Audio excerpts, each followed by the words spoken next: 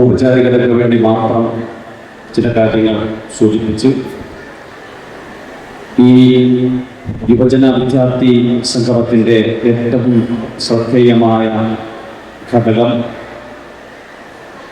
ഇതിൻ്റെ വിഷയാവതരണമാണ് പ്രൊഫസർ ഉമർ ഷഹാബ് സാഹിബ് വളരെ നേരത്തെ തന്നെ നമ്മുടെ ഈ സദസ്സിൽ എത്തിച്ചേർന്നിട്ടുണ്ട്.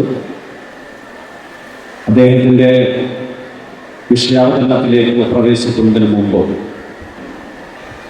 ഔപചാരികതയ്ക്ക് വേണ്ടി ചില കാര്യങ്ങൾ സൂചിപ്പിച്ച് അവസാനിപ്പിക്കാൻ ആഗ്രഹിക്കുകയാണ്.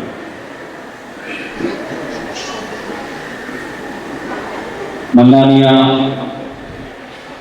ബനാത്ത് യതീംഖാനയിലെ സിൽവർ ജൂബിലി ആഘോഷ പരിപാടികളുടെ ഭാഗമായി 25 വർഷങ്ങൾ പൂർത്തിയാകുമ്പോഴാണ് സാധാരണ സിൽവർ ജൂബിലി എന്ന് പറയുക. 25 വർഷങ്ങൾക്ക് മുമ്പ് സമൂഹത്തിൽ വിദ്യാഭ്യാസം അന്യം നിന്ന് പോയ പെൺകുട്ടികൾക്ക് വിദ്യാഭ്യാസവും സംരക്ഷണവും വലിയ വലിയ ജീവിത ലക്ഷ്യങ്ങളും നൽകണം എന്ന താല്പര്യത്തോടെയും ആഗ്രഹത്തോടെയും സ്ഥാപിക്കപ്പെട്ട ഒരു സ്ഥാപനമാണിത്. ബഹുമാനപ്പെട്ട ഗഡ്കരി സ്ഥാപനത്തിന്റെ നേതൃത്വത്തിൽ കേരളത്തിന്റെ വ്യത്യസ്തമായ ഭാഗങ്ങളിൽ ഇത്തരത്തിലുള്ള ശക്തമായ നവോത്ഥാന സംരംഭങ്ങൾക്ക് തുടക്കം കുറിച്ചിട്ടുണ്ട്. 25 വർഷങ്ങൾക്ക് മുമ്പ് ഇന്ന് പെൺകുട്ടികൾക്ക് സമന്വയ വിദ്യാഭ്യാസ സംരംഭങ്ങളടക്കം സുലഭമായ ഒരു കാലഘട്ടമാണ്. ഇതിനു മുമ്പ് പെൺകുട്ടികൾക്ക് സുലഭമായ വിദ്യാഭ്യാസം ലഭിക്കാതിരുന്ന ഒരു ഘട്ടത്തിൽ തെക്കൻ കേരളത്തിൽ മുസ്ലിം വിദ്യാർത്ഥിനികളുടെ വിദ്യാഭ്യാസ പ്രവർത്തനങ്ങളും ശാക്തീകരണങ്ങളും ലക്ഷ്യം വെച്ച് സ്ഥാപിക്കപ്പെട്ട ഒരു പ്രസ്ഥാനം ഖുർആൻ പ്രചരിപ്പിക്കുന്നത് വാളുകൊണ്ട് രക്തം തളകെട്ടി നിൽക്കുന്ന ഒരാശയത്തെയാണ് എന്നും വളരെ ബോധപൂർവമായി ആസൂത്രിതമായി പ്രചരിപ്പിക്കപ്പെടുന്ന ഒരു ഘട്ടത്തിൽ പ്രവാചകന്റെ സല്ലല്ലാഹു അലൈഹി വസല്ലം ഹിറാ ഗുഹയിൽ വെച്ചാണ് പരിശുദ്ധമായ ഖുർആനിന്റെ ആദ്യമായ സന്ദേശം ലഭിക്കുന്നത്. ഹിറയിലേക്ക് പ്രവാചകൻ പോകുവാനുള്ള കാരണം ദുർഘടമായ മലമ്പാതകൾ താണ്ടി ഹിറയിലേക്ക് റസൂലുള്ളാഹി സ്വല്ലല്ലാഹു അലൈഹി വസല്ലം തങ്ങളെ എത്തിച്ചേർന്നത് മക്കയിൽ നടമാടിയിരുന്ന സാമൂഹിക ദുരാചാരങ്ങളിൽ മനം മടുത്ത് മക്കയിൽ ജീവിതം ദുസ്സഹമായപ്പോഴാണ് റസൂൽ മക്കയുടെ ഒഴിഞ്ഞ കോണിൽ മലമ്പാതകൾ താണ്ടിയാൽ മാത്രം എത്തിച്ചേരുന്ന ഹിറയിലേക്ക് ഒരല്പ മനസ്സമാധാനത്തിന് വേണ്ടി എത്തിച്ചേർന്നത്. അവിടെ ധ്യാന നിമഗ്നനായിരിക്കുമ്പോഴാണ് റസൂലുള്ളാഹി സ്വല്ലല്ലാഹു അലൈഹി വസല്ലം തങ്ങൾക്ക് പരിശുദ്ധമായ ഖുർആൻ അവതരിപ്പിക്കപ്പെടുന്നത്. പിന്നീട് 23 വർഷക്കാലം ഈ മണ്ണിന്റെ മുകളിൽ പ്രബോധനം നടത്തിയിട്ടും ഒരിക്കൽ പോലും റസൂല് ഹിറയിലേക്ക് മടങ്ങിപ്പോയിട്ടില്ല.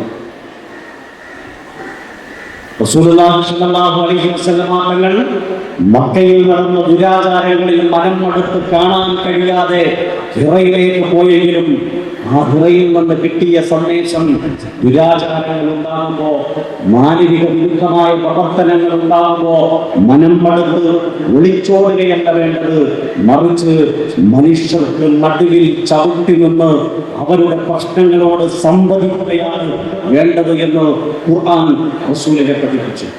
കാരണം ആദ്യമായി അവതരിപ്പിക്കപ്പെട്ട 5 ആയത്തുകളിൽ മനുഷ്യൻ എന്ന് പറയുന്ന പ്രയോഗം, ഇൻസാൻ എന്നാണ് മനുഷ്യനെ നമുക്ക് അറബിയിൽ വ്യാഖ്യാനിക്കാനും വിശദീകരിക്കുവാനും സാധിക്കുക. 248ഓളം തവണ പരിശുദ്ധമായ ഖുർആനിൽ ഇൻസാൻ എന്നുള്ള പ്രയോഗത്തെ വളരെ കൃത്യമായി ഖുർആൻ അടയാളപ്പെടുത്തിയിട്ടുണ്ട്. 2 തവണ 5 ആയത്തുകളിൽ ആദ്യമായി അവതരിപ്പിക്കപ്പെട്ടപ്പോ മനുഷ്യനെ സംബന്ധിച്ച് പരിശുദ്ധമായ ഖുർആൻ പരാമർശിച്ചു. മനുഷ്യനാണ് ഖുർആനിന്റെ പ്രമേയം. ആ മനുഷ്യനോട് ഇന്ന് പുതിയ ലോകത്തെ ലിബറലിസ്റ്റുകളും പുരോഗമനവാദികളും പ്രചരിപ്പിക്കുന്നത് പോലെ വാളുകൊണ്ട് സാമ്രാജ്യങ്ങൾ വെട്ടിപ്പിടിക്കാൻ വേണ്ടിയിട്ടല്ല റസൂൽ പറഞ്ഞത്.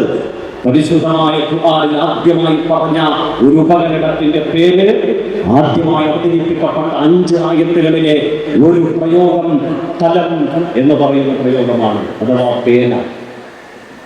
പേന വേണം മനുഷ്യരെ സാംസ്കാരിക നാഗരികതയിലേക്ക് ആനയിക്കാനെന്ന് ലോകത്തെ ആദ്യമായി പഠിപ്പിച്ച ഒരു പ്രത്യേക ശാസ്ത്രമുണ്ടെങ്കിൽ, ഒരു ആദർശ ഗ്രന്ഥമുണ്ടെങ്കിൽ അതിൻ്റെ പേര് പരിശുദ്ധ ഖുർആൻ എന്നാണ്. വാളിന്റെ രണതണാൽക്കാരങ്ങൾ കൊണ്ട് സാമ്രാജ്യങ്ങൾ കെട്ടിപ്പിടിച്ച ആദർശ ഗ്രന്ഥമാണ് ഖുർആനെന്നും വിശുദ്ധ പ്രവാചകരെന്നും വളരെ ആസൂത്രിതമായ നിലയിൽ പ്രചരിപ്പിക്കപ്പെട്ടുകൊണ്ടിരിക്കുമ്പോൾ ഖുർആനിൽ ഒരിടത്ത് പോലും സൈഫ് അഥവാ വാൾ എന്ന് പറയുന്ന പ്രയോഗം നടന്നിട്ടില്ല എന്ന് നമ്മൾ കൃത്യമായി തിരിച്ചറിയേണ്ടതുണ്ട്. പ്രിയപ്പെട്ട റസൂലുള്ളാഹി സ്വല്ലല്ലാഹു അലൈഹി വസല്ലം തങ്ങൾ മദീനയിൽ ഇസ്ലാമിക രാഷ്ട്രത്തെ സ്ഥാപിക്കുമ്പോൾ റസൂലുള്ളാഹി സ്വല്ലല്ലാഹു അലൈഹി വസല്ലം തങ്ങൾ കുടിപ്പകയുടെയും ഗോത്രപ്പോരിന്റെയും പരസ്പരമുള്ള മാനസികതയുടെയും ഇടയായിട്ടുള്ള ഒരു പ്രദേശത്ത് 10,000 ജനങ്ങൾക്കിടയിലാണ് റസൂൽ ആദ്യമായിട്ട് ഒരു രാഷ്ട്രം സ്ഥാപിക്കുന്നത്. ആ 10,000 മനുഷ്യരിൽ 1,500 പേര് മാത്രമാണ് മുസ്ലിമീങ്ങൾ. 400 കുടുംബങ്ങൾ, അഥവാ 15% മുസ്ലിമുകളുള്ള ഒരു പ്രദേശത്ത് റസൂലുള്ളാഹി സ്വല്ലല്ലാഹു അലൈഹി വസല്ലം ആദ്യമായി ഒരു രാഷ്ട്രം സ്ഥാപിച്ചു, ഇസ്ലാമിക രാഷ്ട്രം.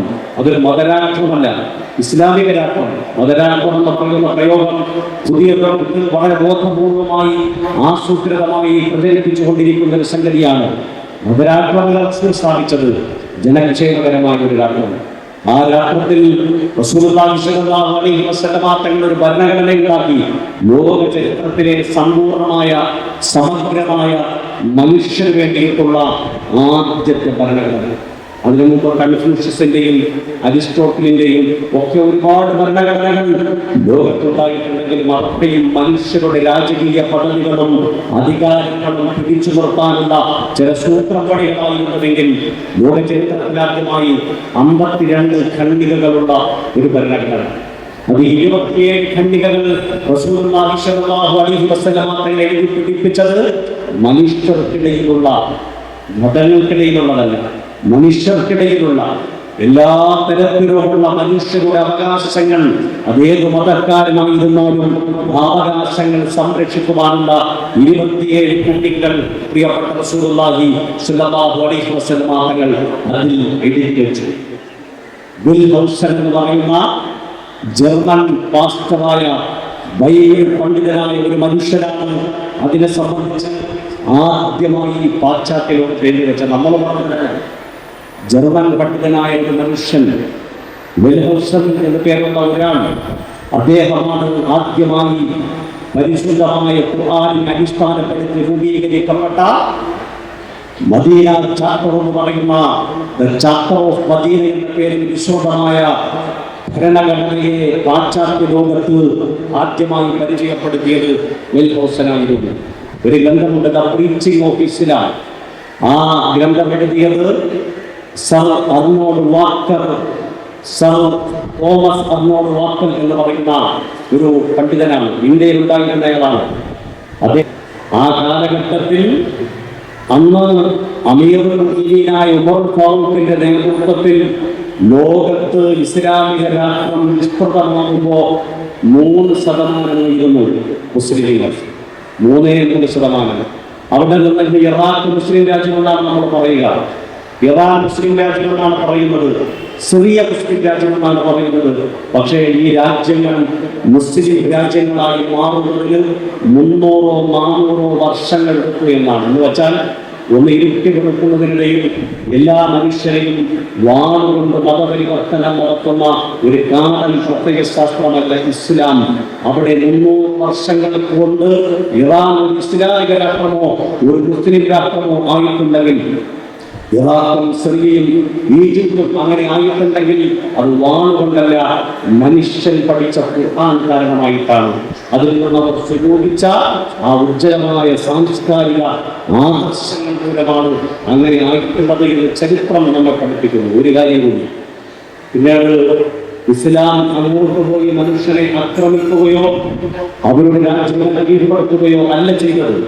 മറിച്ച് പാത്രിയാർക്കീസ് ഫാദർ സഫർമിയൂസിന്റെ നേതൃത്വത്തിലുള്ള